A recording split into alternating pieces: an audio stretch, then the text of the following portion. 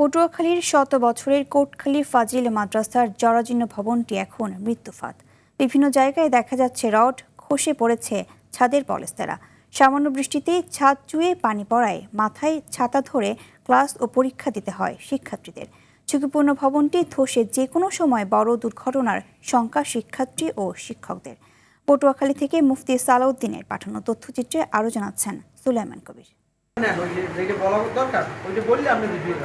শ্রেণীকক্ষের মধ্যেই মাথায় ছাতা ধরে পরীক্ষা দেওয়ার এ দৃশ্য পটুয়াখালীর গলাচিপা উপজেলার কোটখালী ফাজিল মাদ্রাসার।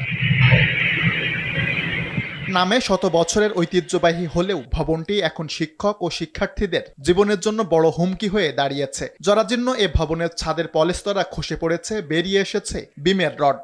সামান্য বৃষ্টিতেই শ্রেণীকক্ষে ঝরে পানি, তাই বই খাতার সঙ্গে ছাতাও এখন শিক্ষার্থীদের নিত্য সঙ্গী। 1927 সালে প্রতিষ্ঠিত মাদ্রাসাটিতে বর্তমানে 550 জন শিক্ষার্থী সহ 37 জন শিক্ষক ও কর্মচারী রয়েছেন, যারা প্রতিনিয়ত উৎকণ্ঠা আর জীবনের ঝুঁকি নিয়ে মাদ্রাসার শিক্ষা কার্যক্রম চালিয়ে যাচ্ছেন। পরীক্ষা দিতে খুব কষ্ট হয়। পরীক্ষার হলে পানি পড়ে, ছাদ ভেঙে গেছে, অনেক জায়গাতে পলিস্টার খুলে পড়ছে। বৃষ্টির কারণে ছাদ থেকে পানি পড়ে, মানে ছাদ ফাটা।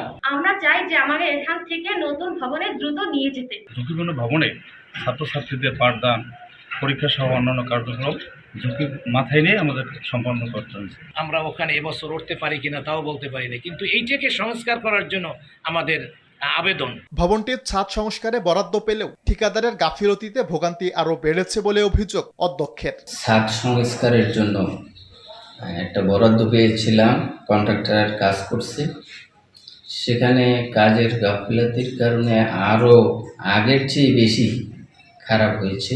নূতন ভবন পূর্ণাঙ্গ হলেও আমাদের চাহিদা পূর্ণ হবে না। নতুন চারতলা ভবনের কাজ শেষ হলেই সংকট কেটে যাবে বলে মত জেলা শিক্ষা কর্মকর্তা ও শিক্ষা প্রকৌশল অধিদপ্তরের। আমি আশা করি যে যদি এই ভবনটি হস্তান্তর হয় চারতলা ভবন, তাহলে এই সমস্যা থাকবে না। এই ভবনটি মোট 9টি শ্রেণীকক্ষ রয়েছে।